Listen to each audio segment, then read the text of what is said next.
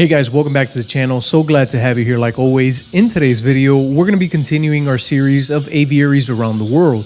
If you're new to the channel, this is a series that I started a while back where I show you guys a variety of different aviaries from different breeders in different parts of the world so that you can get a better understanding of what others are working with, how they breed them, whether that's in cages or aviaries. And along the way, you learn a couple of different tips and tricks that may help you out if you're working with the same species. In today's video, I'm going to show you a very special aviary, and this is an aviary that needs a little introduction because many of you who follow this channel most probably know who this person is already. Today, I have the pleasure of showing you Mr. Aviary's aviary.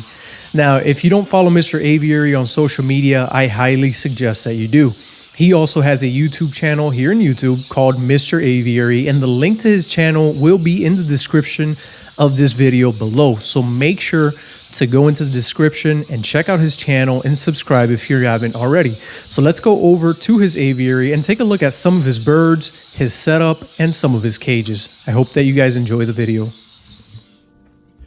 For those that do not know Mr. Aviary, he is located in the Netherlands. His channel focuses on captive breeding, education, and conservation, and in his videos, he shows us how he keeps and breeds a variety of different species of birds in his aviary, which include birds like Gouldians, starfinches, owlfinches, parrotfinches, chestnut-breasted manakins, society finches, and button quails. His outdoor aviary measures 11.5 feet by 6.5 feet, and he keeps the majority of his birds in here during the summer months. As you guys can imagine, in the Netherlands during the winter, it can get drastically cold, so during that time, he moves his birds indoors into the indoor bird room, which measures 8 feet by 16.5 feet. His channel has brought enjoyments to thousands of people all over the world who not only tune in to see his beautiful birds and aviaries, but also learn a couple of different tips and tricks that he shares with us along the way in his progress with many of these different species. Mr. Aviary has been working with birds for close to 10 years now and has had his YouTube channel for about 5 years. One thing that many don't know is that Paradise Aviary was created after I watched Mr. Aviary. So before starting my journey to create this YouTube channel, I used to be a huge fan of Mr. Aviary, or used to is the wrong word. I still am a big fan of Mr. Aviary and still watch all of his videos. And I remember watching his videos, seeing his dedication to his birds, his beautiful outdoor aviary, his beautiful birds, and saying, I want to do the same exact thing. So he was actually one of the people that motivated me to go ahead and start my journey with my own personal YouTube channel. So thank you, Mr. Aviary, for that.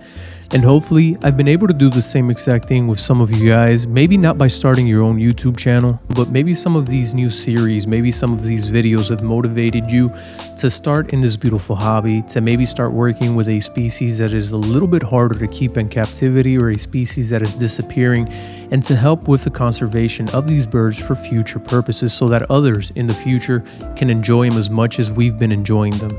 Now, one of the things that I asked Mr. Aviary was, what is one of the hardest species that you have worked with? And he told me that the hardest species that he's worked with have been the blue-capped cordon blues, and to this day, he has not been able to be successful with that species. And I totally understand that is a species that can be quite tricky and give us a bit of trouble.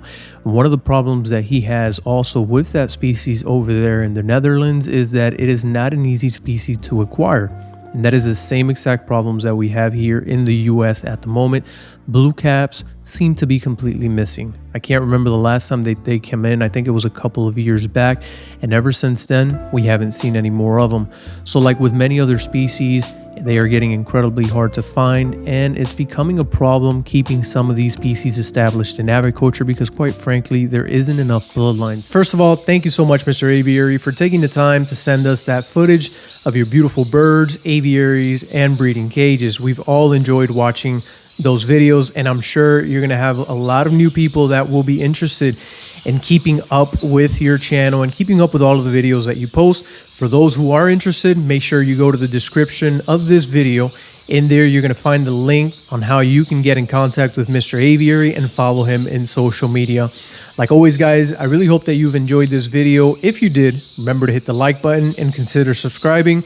Also, if you're interested in coming out in future videos just like this one showing your birds in aviary, make sure to go to the comments section and let me know what type of birds you're working with and what part of the world you're from, and I will get in contact with you. I hope you all have a wonderful day, and we will see each other in the next video.